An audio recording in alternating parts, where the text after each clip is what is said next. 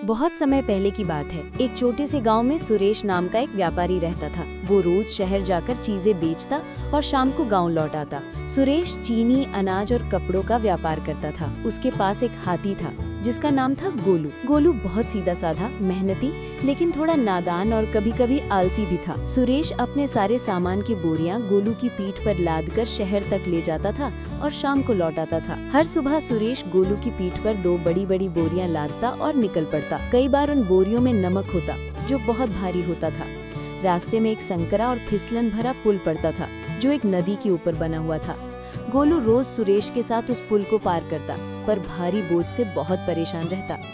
एक दिन जब गोलू नमक की भारी बोरियां लेकर चल रहा था तो अचानक उसका पैर फिसल गया और वो नदी में गिर गया। सुरेश घबरा गया, लेकिन गोलू जल्दी ही उठकर किनारे आ गया। जैसे ही वो उठा, उसे महसूस हुआ कि बोरी अब पहले जैसी भारी नहीं रही। असल में जब गोलू पानी में गिरा तो नमक की बोरियां भी भीग गई और सारा नमक पानी में घुल गया। बोरियां लगभग खाली हो चुकी थीं। गोलू बहुत खुश हुआ। वाह, अब तो कितना हल्का लग रहा है। अब उसके मन में एक नई तरकीब आ गई। अगले दिन जब सुरेश ने फिर नमक की भारी बोरियां लाद दी तो गोलू ने जानबूझकर खुद को फिर से नदी में गिरा दिया और ये सिलसिला 3-4 दिन तक चलता रहा।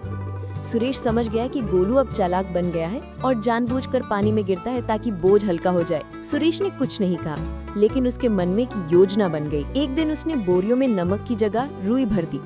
रुई बहुत हल्की थी, लेकिन जब पानी में भीगती है तो बहुत भारी हो जाती है। जैसे ही वे नदी के पुल तक पहुँचे, गोलू ने अपनी पुरानी चाल दोहराई और फिर नदी में कूद गया। पर जैसे ही बाहर आया, उसने महसूस किया कि इस बार बोझ पहले से भी ज्यादा भारी हो गया। वो हाँफने लगा, चलना मुश्किल हो गया। सुरेश ने गंभीर होकर कहा, गोलू, हर बार चालाकी काम नहीं आती। मेहनत से भागोगे तो मुश्किलें और बढ़ेंगी। उस दिन के बाद गोलू ने कभी जानबूझकर नदी में गिरने की कोशिश नहीं की। वो समझ गया कि अनुभव से मिली सीख सबसे बड़ी होती है। अब वो रोज ईमानदारी से सुरेश का सामान शहर तक पहुंचाने लगा। अगर आपको ये वीडियो पसंद आई हो तो हमारे चैनल को लाइक करें और सब्सक्राइब करना न भूलें। Thank you.